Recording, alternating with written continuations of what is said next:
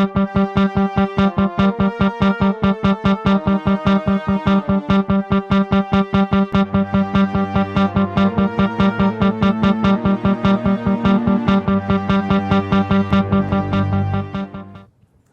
so my name is Drew, and today I'll be talking to you about kvm unit tests, which are unit tests for kvm.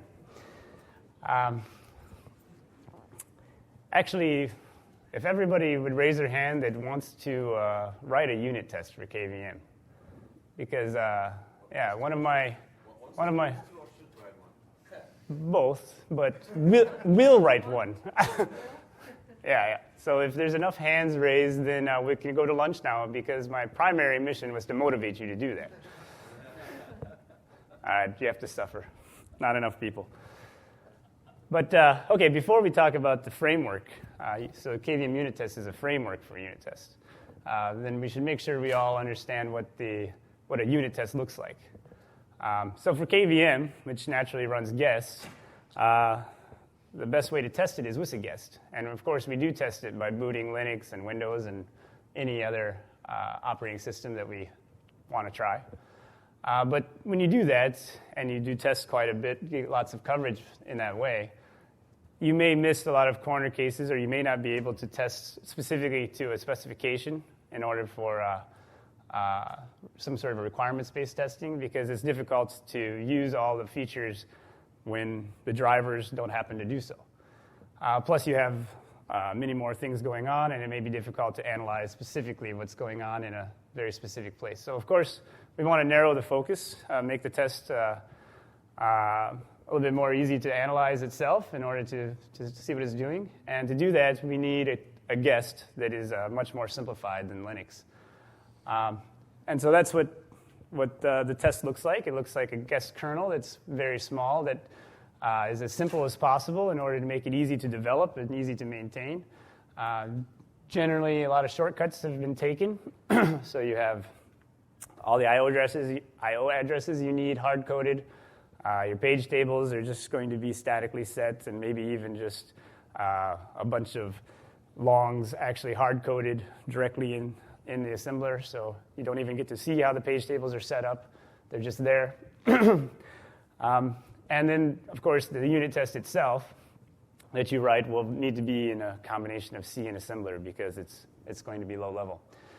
Now, for this particular framework, historically and also practically, it's been the approach to try to make a libc-based API for a lot of the common code, even though this is kernel code. So you'll see things in there like malloc and free and the stuff and printf versus printk. But you'll also see kernel inspiration in the API. And then there's also a specific API for kvm unit tests that evolves in order to make things simple that are done frequently. So now we can actually start the real talk on the framework, now that we know what a test looks like, and we'll start with the outline as usual. Since some of you may not be familiar with this project at all, and I want to get people thinking about it, I want to actually bring people up from the past all the way to the future. And so I'll give a couple slides on when the project started and how it kind of evolved. Then I'll also present some work that was done in the last year, so it's fairly recent. And intermixed in this past, present, future flow, I'll try and throw in kind of a mini tutorial in order to help people who are interested in writing the tests, should write the tests, as Alex says, get started. So history. So actually, the framework came later than the first guest, the first unit test. So when kvm started being developed 10 years ago, of course, as soon as something was developed for it, we needed to be able to test it. So Avi, when he was doing this, he actually had a very simple guest, which happens to be here. It's just, a simple I'm alive type loop. And that was the first guest and actually the first unit test. And that evolved along with kvm as kvm started supporting other features, different Traps were starting to be handled that weren't handled before. The guests grew and grew, and first it was getting to be a bigger chunk of assembler, and then it started getting broken into some C functions and with bits of assembler embedded, and then it actually became multiple tests that shared some common code between them.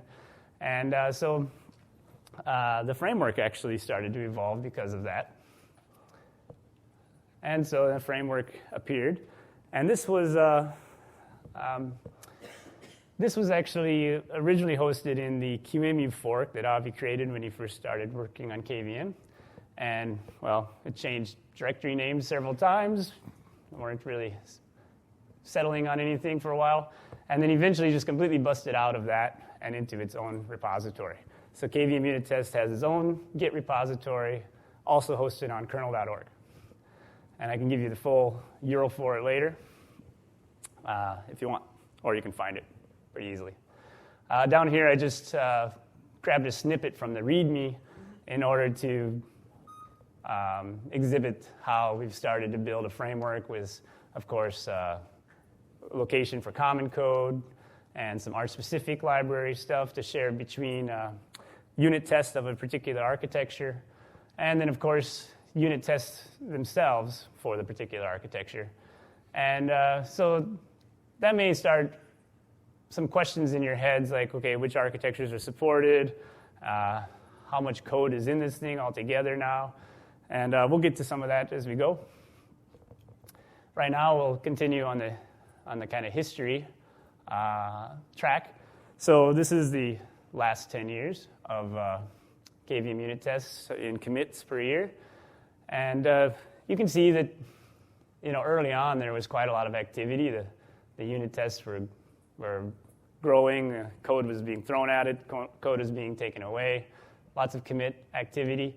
But as that stabilized and it was time to actually use them in order to develop KVM, looking for testing the specifications to make sure that the implementation KVM was actually correct, also looking for regressions every time KVM was touched, there was actually less activity in the unit tests, but still being used, of course. This spike actually does correspond to a spike in the Linux tree for KVM as well, in the module. So more activity seems okay. And then there's another lull there, which I presume only means that a lot of feature implementation here, and then kind of slowly adding unit tests or modifying the ones that are current there. And this one is the one that I'll focus on today because that's the addition of the ARM support into the KVM unit tests. So let's go on to that. So when I first decided to do this, I took inspiration from how I saw it done in x86, which was to just make it work, So you see an I/O address hard-coded somewhere, okay, I'll hard-code. And then, so even though the mock Virt machine type for QEMU generates a device tree, which is quite convenient, I didn't want to bother actually parsing the device tree because that would take a decent amount of code in the unit tests. And so I actually had a script that during make time, it would dump the device tree and extract the base addresses I cared about and put them into a simple I/O lookup table that I could simply iterate over in the unit test, and it worked fine. But Christopher Dahl wanted a little bit more of a maintainable approach to it and a cleaner approach, and I'm glad he did because with his encouragement,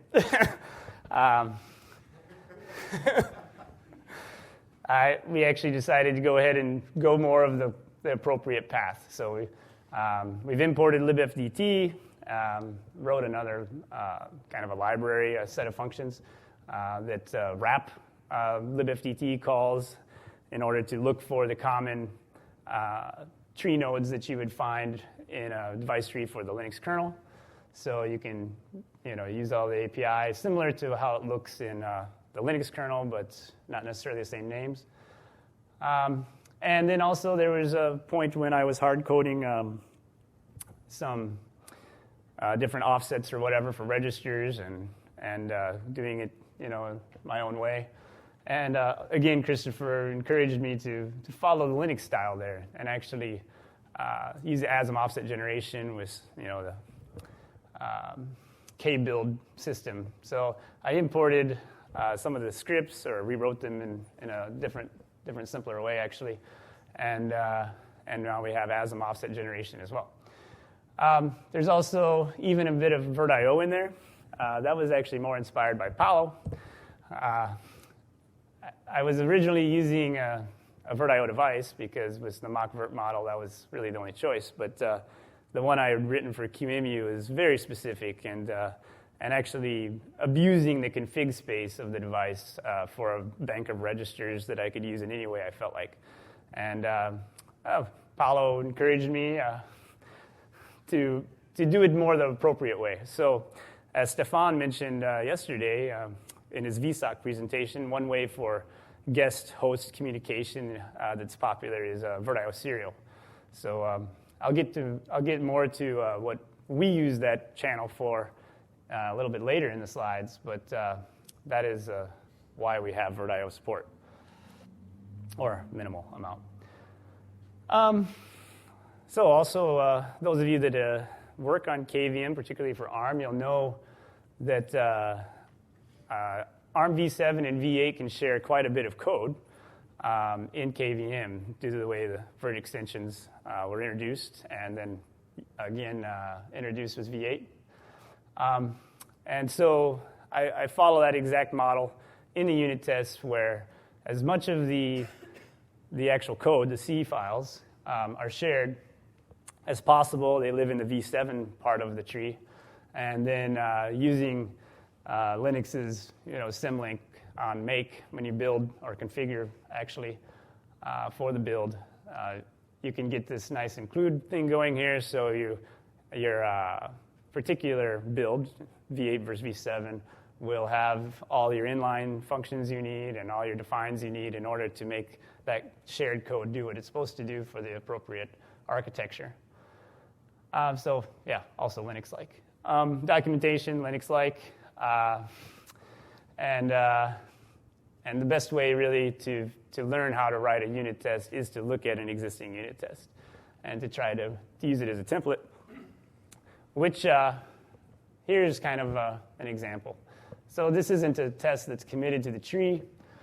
I just wrote it actually for this presentation, but it's one that I chose to try to showcase a bit of the SMP API, and it also fits a template that has been used now twice by multi-thread TCG developers who are looking to use kvm-unit-tests to test MT TCG. And so this template is starting to show up somewhat frequently, and that's why I chose it. I actually also chose this particular test because it could actually be a real test.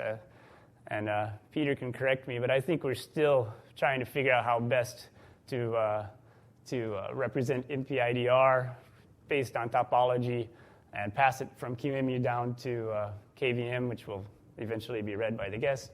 And so possibly if we're mucking around with that kind of code, a unit test like this could come in handy because, and let me explain how it would work, because we could be able to check that all that stuff is happening appropriately. So this is how it'll work. First of all, one thing that you can see is this is that libc, that user space look and feel concept here. So obviously we're in a kernel mode, and we don't necessarily need something called main, but we choose that on purpose to make unit test developers feel more cozy. And it takes the arguments just like you would expect. That would be familiar to most people working on kernel code. Try to keep the macro names common, so it's easy to start using them. This is similar, maybe not exactly the same as in the kernel. And then, so you can tell what that's doing, of course. All the CPUs are getting an MPIDR.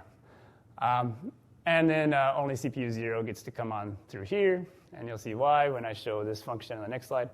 And then we do this stuff, which is actually using kvm-unit-test specific API. Report is basically just a wrapper around printf, but it allows us to have some standard prefixes which are good for test outputs. So you can parse the output at a later time, looking for passes, fails, etc. And report summary does like the final line saying summary, imagine. And it has the output of the counters that had been being kept incrementing when you use report, because this function is a bool. So that is your test, that is your pass-fail response, and it will update the counters of passes and fails when passed into report. So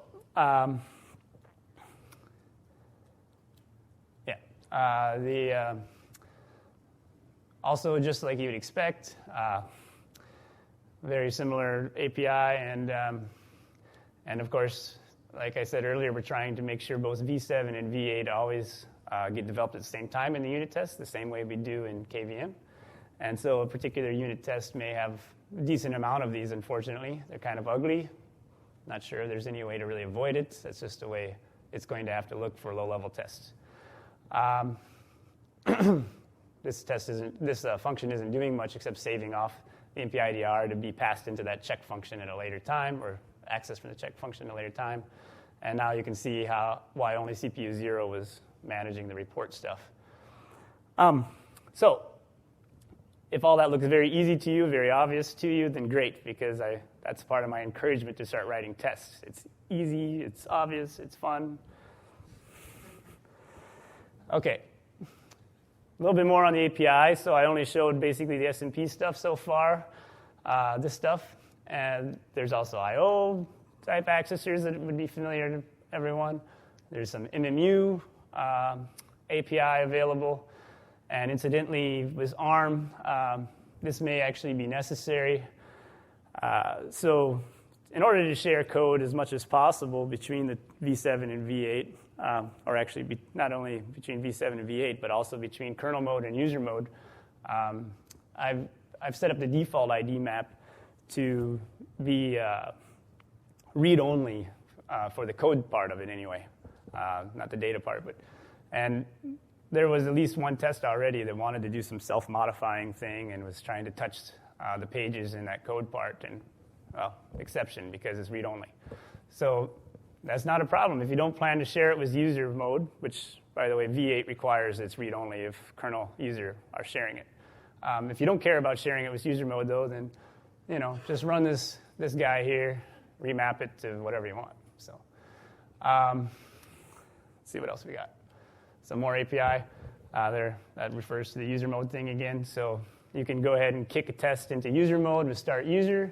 The is-user is handy because now you can still share that same function between the kernel mode run and the user mode run, and maybe you do different things. All your normal primitives are there like you would expect. Not all of them, actually. A handful of them, and add more if you want. Now vectors. Vectors are quite important, of course, for unit tests. When you're dealing with stuff in kernel mode, you wouldn't have a very useful kernel test. The moment you get an exception, you just end. So this is the only function you really need. It allows you to change any vector you want to whatever handler you want. And yeah. Device tree I mentioned earlier, libc I mentioned earlier. That one's actually a weird one because of the fact that we're running a guest, which is, of course, managed by QEMU, and we want to be able to tell our unit test we're done. So we're running the unit test and we're done, and we want to end this. And so, well, it's a guest, so the only way to really end something in that state is like a power off or whatever. But and we don't really have this kind of functionality, this Virt functionality built in to be able to, not all architectures, some do, to be able to just exit when we want.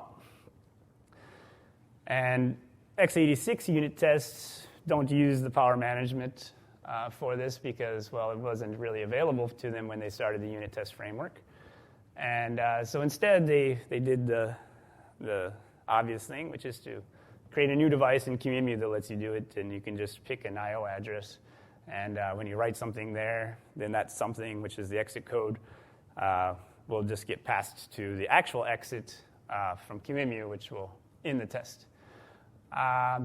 So I modeled off after that originally, which was that path I was heading down, was the Virt.io device that was abusing config space. And but then, as Paolo suggested, we switched to a character device backend for Virt.io serial. And because rather than using PSCI, which also wasn't actually already in KVM, the emulation wasn't there yet. I don't even think it was in QEMU yet at the time when I started messing with unit tests. But that's not the only reason. The other reason was I was mostly trying to model after x86. And it had to be Virt.io, of course. So Paolo actually wrote the back end. And then I added some very minimal Virt.io support to kvm-unit-tests, which allow us to find that device in our Virt.io MMIO transports and set it up and use it, and that's it. But it's so far only for the discovery can only be with DT at the moment, and also I don't look at anything PCI yet, but I probably should soon. So now you're wondering why we call it, why we call it testdev versus exit, because the whole point is to exit. And well, for x86, they use it for more than exit. Well, they actually have a different device now that they use for more than exit. A handful of I/O ports, each one is mapped to a particular test. So if you write to a particular I/O port, then you'll get a certain kind of test invoked on QEMU. And incidentally, this model was also used by Christopher Dahl on his original self-test for ARM, which is in a long-lost Git repo branch of a long-lost Git repo. But so the idea is that you can map host support to I/O ports or the MMIO ports, and be able to invoke things in the host on just based on that address. And so that's why we call it testdev, because we may extend it to have more than the exit functionality. We can add something else. So there's also already a PCI testdev device that Michael added a long time ago. And, well, we should be able to start using that too if I add some host bridge stuff for ARM.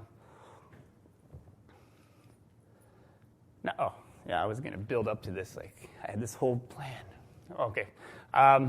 So, yeah, running the tests. You know, after we're on slide 17 now, so you're wondering, you know, I'm going to have to get 5 different repos and build everything, and it's going to be a real pain, and I'm not going to do it because that's a pain. But no, there's really no excuse. You do this clone thingy, CD thingy, configure thingy, make thingy, run thingy, and you're done. That's it. Everybody can run a test, or all the tests, actually. This runs all the tests currently written for the particular architecture you configure for. So if you're in this particular case, it's going to configure for the architecture you're on, since you're not passing any parameters to it. But for the case of like Alex doing his TCG stuff, he's doing it on an x86 host, but he's building ARM tests. You can add your -- arch and stuff like that there, cross compiler, prefix, and whatever, and then you can run on TCG on your x86 host, or you can build with your cross compiler and then ship them over to a real ARM board that doesn't have any compiler or anything like that, and run them there. So that looked pretty easy, and okay, this is still pretty easy. I just want to show the rest of the details. So yeah, you can change your QEMU. Questions can come anytime, by the way. So so you can run a single test by passing in the path to it, and these parameters have a familiar format to those who are familiar with the QEMU command line, who have suffered the QEMU command line. Yeah, this is just your normal -SMP number, your normal -append for all your kernel command line options that you want to pass into the kernel you're booting with -kernel. And so this is how you can feed, you can either use the -append to feed different test numbers or something if the same unit test can go through multiple paths, or in this kind of contrived thing I made here for my example, you could pass in the topology that you are trying to make sure works as just strings explaining to your unit test what it should look like. Assuming the unit test is coded correctly, then you know what the MPIDRs should look like, and then you would fetch those MPIDRs based on the topology you pass into QEMU. This should actually be more, expanded, not just for processors, but whatever else you want to put in there. And then you would, run your test and see if it passes by comparing the topology generated versus the topology input. And that's the kind of thing I would expect. So this is everything about running. So now you guys are experts once you've read this slide. So all those parameters and things I was just showing can be saved in a config file. And so each unit test, name, source, or the binary actually, and then SMP gets separated out because it's a common one to use. But otherwise, any QEMU parameter can live in the extra params area. You can start passing in stuff, and so you also have some group stuff to help decide if you want to run just one group of tests or all of the tests. I mentioned that already, that we're using -kernel with QEMU in order to immediately, using whatever built-in QEMU bootloader you have for your architecture, get into the unit test. That's the kind of output you would get. Yes, it's green unless you have a 40-year-old terminal. This is also like some snippets from the test log that would be generated. So there's yes, and the path name for test log is hard-coded to test log. I don't really see any reason in making that optional other than the fact you do write over your last test log every time you run it. Don't lose anything you want to keep. Okay, so that was everything about ARM and also about how to write and run tests. So the only two architectures in the repo right now are ARM and x86, so let's compare them a bit. x86 is still kind of based on its history of shortcuts, and maybe we could improve that, maybe not. I didn't really look into what we want to do with that. It works. It's understood by the people writing unit tests. I don't really want to rock that boat too much if it's not necessary. One thing, Alex just came to me like an hour ago telling me he wants to send IPIs, so okay, we can do that.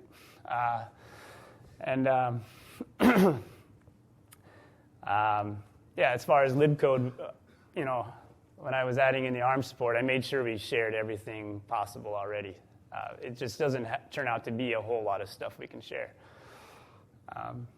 And maybe, the ASM offset thing is kind of handy. So x86 may want that too, because there are unit tests that are hard coding their offsets and stuff like that, which could be cleaned up a bit by adding that support in, or just absorbing it from the ARM side. And the other differences is, x86 has tests. So for those of you that don't know the reference, that's from the Field of Dreams movie. But filmed in Iowa. Yeah, exactly. Iowa. Come on, Iowa. Cheer now. Everybody go. Oh, come on. I'm from Iowa. When I built it, I shipped it, and I went off and worked on other stuff, and I was like, okay, tests, come on in. No tests. Not till recently, thanks to Alex starting to do stuff with his MT-TCG, multi-thread TCG. And because of this presentation, I started poking some friends. But so we've got Levente Carusa. He's an intern at Red Hat. He's starting to write PSCI tests, and the way he's doing it is a really cool way because he's not looking in the KVM source code to see, okay, if I do this, then KVM will do that, and okay, that worked. No, he's looking at the PSCI spec only, and he's writing versus the spec, and that finds bugs. That's cool. Wei Huang over here, he's starting to poke at the, there's going to be PMU support. It's still not merged yet. It's still actually under review. But going in for guest PMU support. And Wei is looking at that patch series that's posted, as well as looking at the spec as well to write the test. And we can test that patch series right now before it's merged and maybe fix some stuff.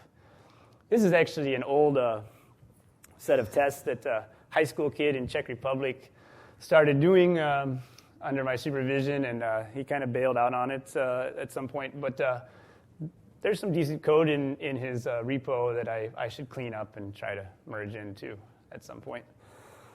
So that's for the floating point, of course. So that's all we have for ARM. And then for x86, you have lots of stuff. And this isn't even a complete list. I liked the symmetry of 4x3. But so there's just examples, and you can read all the different types of tests right here, and they all kind of fall under these types of categories. And so what I saw was in the past we would someone would hit a bug and they would report it on the KVM mailing list. Maybe that same person would fix it. Maybe someone else would fix it. But then somebody, usually one of the maintainers, Avi, Paolo, Marcello, and sometimes people from outside, Jan, would actually write the reproducer for it in order to add it into the unit test as a regression test. And I think that's great, and we should start doing that with ARM as well, trying to track bug reports and then write reproducers and then get them into the unit test. So it's just it's a new workflow that we don't actually have yet because the framework is new, but it would be good to start that workflow as kind of a default workflow. So now we've gone through all the past, all the present, and it's time to talk about some future. Fairly obvious plans for these two architectures, and there's actually more, though. So PowerPC, too, because why not? So this was just started, and so it's like so immature. It's like 5 lines of code, but it's coming, I made a little tiny ball and started it rolling down the hill, and maybe it'll start to grow. But so actually, it came a long time ago, like a completely different style, a different version of approaching it back in 2008, and it lost momentum about as quickly as it started. And that source, of course, became stale, and so it was removed in 2014, actually by me when I was cleaning up things for ARM. But PowerPC also boots with DT, and ARM now we've added all that DT stuff in for ARM. So why not try to build on it and get another architecture out of the deal? So that's what I just started, and I'm targeting the Papper machine type since this is the machine type I believe is going to be the most common machine type for enterprise, and so the one I kind of hope to test the most. And although we could add other machine types at some point, I'm sure. Anyway, this machine type, it requires a bootloader, Sloth by default, Slimline open firmware. And we don't want this. We don't want to use Sloth because for a unit test, it should just like run and be done. And Sloth takes a decent amount of time, particularly if you're testing over TCG or something, to get going.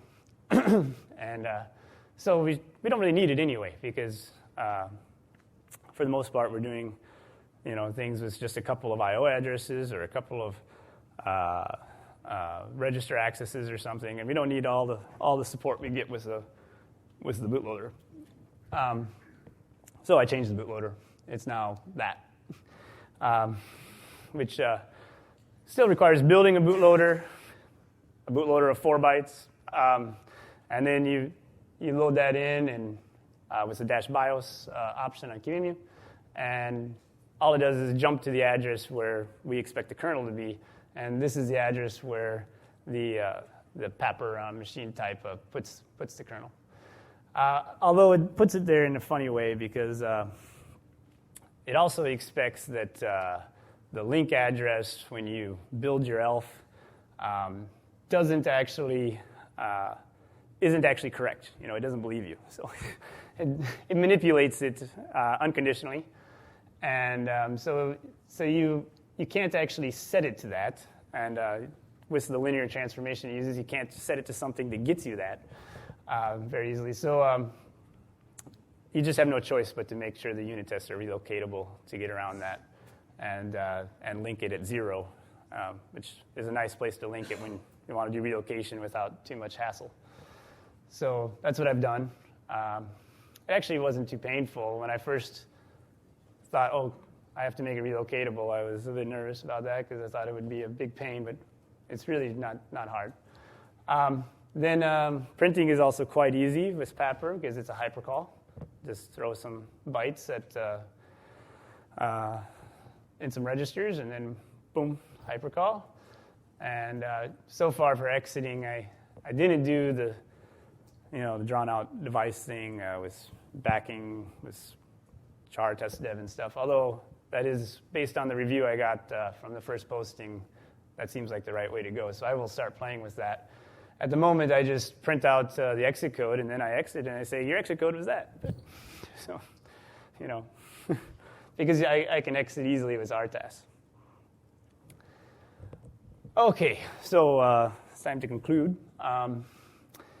Everybody knows that already. Unit tests are, good. You can also use them for latency measurements. So this isn't just for testing and functional testing and making sure we have regression testing, but this is actually for those people working on the real-time stuff that want to test a specific code path in KVM. We actually heard a presentation from someone yesterday who said that he'd written a unit test with kvm-unit-tests for that specific purpose. So that's definitely important.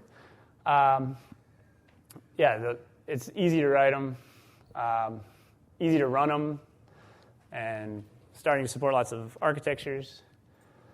And, every slide needs more movie references, so there's the last one for this deck. And that's it.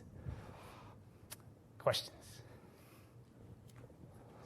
I have a question for the guy who wrote the unit tests yesterday, who is here. And then you can also extend the answer to PPC. Okay. So the question for him is, did the unit test for x86 just work when run on bare metal? No, so we had to basically stub out all the calls to QEMU, all the special debug I/O ports, and then add a couple of hacks to guess the amount of memory and guess how many, take a roll call for how many CPUs there were and things like that. But it wasn't, it was maybe 30 lines. So you want me to respond to? PPC. Oh, like how many lines do we need? No, I mean, would it be possible to run the same tests on PPC? Oh, yeah, I guess. I mean, the same idea anyway, right? But, yeah, I don't know. But I have to look. Yeah. So first of all, thanks for your efforts in writing these tests and keeping them maintained. I mentioned I noticed you mentioned Virt.io a couple of times. Could you give us an outline of where you see the scope of KVM unit tests compared to the QEMU tests and the Avocado more integrated tests? Okay, the last part is easy. So with Avocado, that's the large, full-fledged framework, which one of its modules should be to run kvm-unit-tests and another module for Q-tests. And yeah, Q-tests and kvm-tests are always going to be independent and both useful. I'm not going to do stuff like Mark did where you're testing Virt.io specifically or testing a particular device specifically like Q-test does.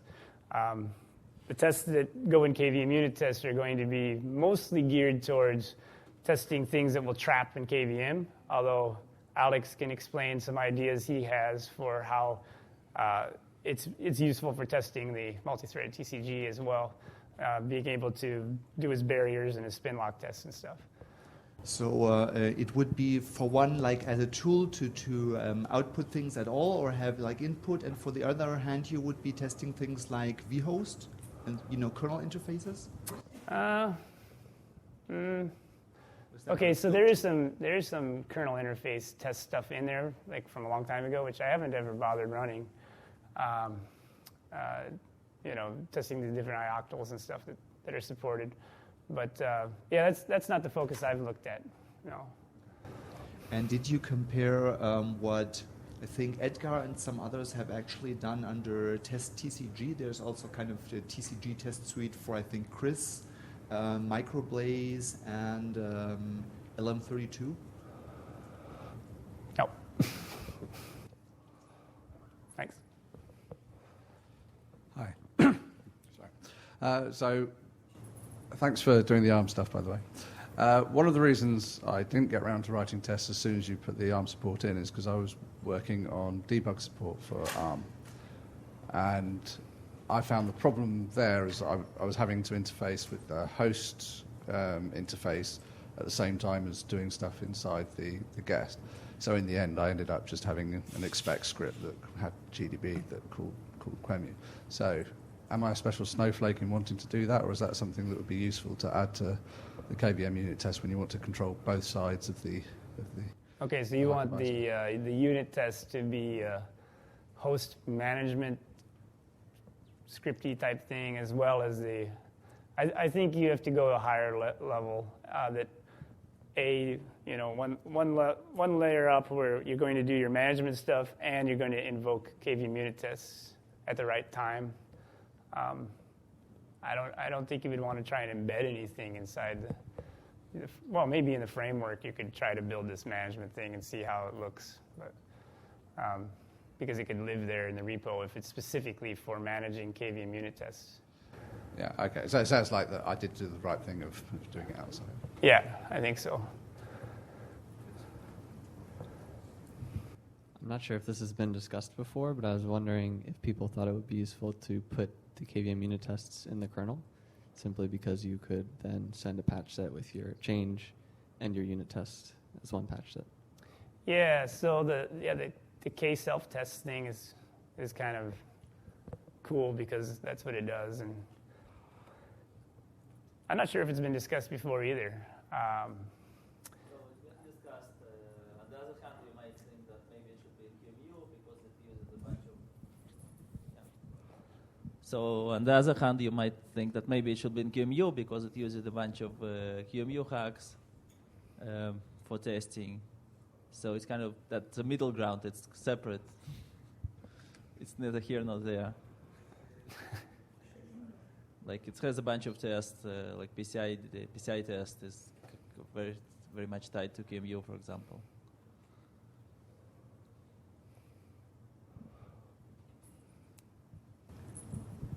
Since the question of the kernel came up, how do you do versioning? So, for instance, do you detect whether the hypervisor or generally QEMU supports a certain feature, or is this just always just working with the latest master version, or? It's mostly the latter, but so the run script I pointed out, it's not really worth going back to show it again. So there's scripts for all architectures to invoke QEMU, and those are specific to the architectures, and they're invoked from the high-level script, which is architecture agnostic. But so the knowledge of how to use QEMU for your specific architecture can either be just hard-coded, is going to have to work, or what I try to do with ARM and PowerPC anyway is to probe for the features. Although, we know that probing QEMU by command line, try it and fail type thing, thanks to Marcus's presentation, is not a great idea. But for the features that we care about for KVM unit tests, the particular devices or whatever, it's probably okay because we're not really using anything beyond the lifecycle management and these weird test dev thingies. So. Yeah, and so, it has to live somewhere, and I think the architecture-specific run scripts are the one spot they should live. We shouldn't spread it around too much, but we're going to have to put it somewhere. I think that's okay. Is the decision whether the test was successful or not fully contained within the guest, or within the test, actually? So on slide 18, for instance, you ran this test for the cluster thing, and I think it's wrong, but it didn't. Yeah, it could be wrong, but it's not. Yeah, so it's only one cluster. So it says one test, 0 unexpected failures, because the test itself obviously didn't see that it was wrong, or they didn't see that it should be two clusters. It's only one. Only one test ran, one pass, and so you can have an expected failure, which can, if you probe some, for example, in x86, if you probe some MSR and some features not available, then that test that you're going to run, maybe you're going to run it unconditionally for, I don't know why, just to make sure it fails. And so you can mark it as an expected failure. And so, but 0 unexpected failures. That determines whether that was successful has to be inside the test itself, right? It's not outside that someone passes the output and sees if that expects what you say. Yeah. So that you're wondering where this output you comes have from. 4 CPUs, but no 2 clusters. So that's why I was asking. Oh, right. Okay, so the clusters thing is a cluster. because I was trying to create an example of something that doesn't actually even exist yet. Since we don't actually know how we want to describe the topology and then pass it in. I didn't want to leave the append thing off because I wanted to specifically talk about that feature. Can you tell us what does this do, dash append clusters? Okay, so the idea in topology for ARM is that they have the cluster concept as well as the CPU, the core concept. And I don't know how that's going to look yet because we're just getting different things, and I don't know how it's going to look with QEMU yet. I do know that the consensus seems to be that QEMU should build the topology and then pass the MPIDR to KVM, and then KVM will be able to expose it to the guest when the guest traps on the MPIDR axis. That's fine. I don't really know if that code's done or ready or even being...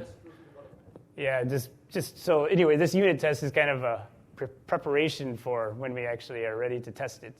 And I was just kind of doing the top-level design of it. I would expect we would want to pass in the topology features as well as use the QEMU command line options to be able to describe the topology and then compare the two. So dash append, so it's passed on to the kernel that you run. To QEMU. This is the exact dash append you would use on QEMU if you were to invoke it directly. It's appended to the command line in the run script. So it ends up, so in the end it's passed to the test, and test parses this. Yeah, so this is the kernel command line, as we know, from the dash append's purpose, and that gets split and sent into the main function as argv. So that's the look and feel of a user space. Pass arbitrary strings actually to your test. Yeah, you may need to do a bit of string. Well, we have like a little bit of string functionality. We have stir copy and stir compare, blah, blah, blah. Yeah, that's in there. So one other question you mentioned, but your typical test actually runs BIOS, right? And then loads the kernel. Yeah, so I guess in the x86 case, it's whatever cBIOS gets invoked and it goes. Right. And in the ARM case, there's actually this tiny little bootloader, a few lines of assembler hard-coded that it uses to jump directly to the load address after setting up the registers appropriately. So based on the kernel documentation, that means the device tree blob needs to be in like R3 or something. So. Yeah, so I guess my question was for x86, we just use a full-blown BIOS. Why did you want to bypass all the slow stuff for other architectures? Well, like I mentioned, it would be really slow, and we don't need all of it. So it's better just to do more of the ARM approach, which is basically jump directly into the unit test. And the thing about QEMU calling its sloth. First, it sets that up in a way also compliant with the kernel documentation, it puts the DT blob also in, I think, register 3 or 5 maybe. Anyway, if I just skip an actual BIOS, if I just pass over it with the branch, I know where the blob is now at the beginning of the unit test. And so, the framework handles that part. You don't need to always worry about that register in your own specific unit test. There's a chunk of assembler that gets you bootstrapped. Like if you wanted to run PCI tests, then either you would have to add PCI enumeration, or after all, Yes. run firmware that does it for you. Right. And so, you have this trade-off, but I don't know if we need that PCI test dev bad enough, or I don't know. I don't know, or how much of a minimal support we would need to add to get it. It's really very, very easy to answer that question about SLOF. So basically, the only reason you do not want to use SLOF right now is because it's slow in TCG, and it's actually pretty slow in KVM as well. There have been some improvements going into SLOF recently that make it faster. There's still a lot of way to go. Once we're past that point where SLOF is fast enough so you can boot fast, you don't care anymore. But then you have unit tests that already work that you can then just quickly improve to go with a client interface from SLOF, get the device tree from there, and just call it a day. It's probably a good approach to start with a simple unit test and then just do the BIOS extension later on. It's the same thing we had on x86. x86 started with even its own separate application to run KVM. It didn't even use QEMU at all. It had just this all small library. Like they had a KVM library then. Small library calling executable that would just go and load it into memory, map the memory into the guest visible space, and just vCPU run it directly. And later on, it slowly improved towards the model we have today. It's probably a good idea to just go and take small steps on PowerPC too. It's a valid approach, but this is not what it's going to be looking like in 5 years from now, I think. I mean, how much time does it take for this slow thing to... On x86, if you're emulating it, it can be about half a minute. So I've been trying to find out, but figuring out what so it's all running forth code. So you have this emulator that is running forth code in an emulator inside of PowerPC. I don't know, something. But I'm pretty sure the IBM guys are working on it. Don't worry, it will get better. Thanks. So another thing is, as you mentioned, like using unit test, you could do stuff like you could maybe do live migration while it's running and see whether it breaks anything. You could run multiple VMs in parallel and see whether it races. Yeah, you can do anything you want. Maybe that kind of goes with what Alex is saying, that we need some sort of a management, framework as well to manage running particular unit tests simultaneously and then migrate them. And that might actually just be better to extend Avocado to have a more complete module that knows how to do that stuff. Yeah. Any other questions? Lunchtime, right? All right, lunch.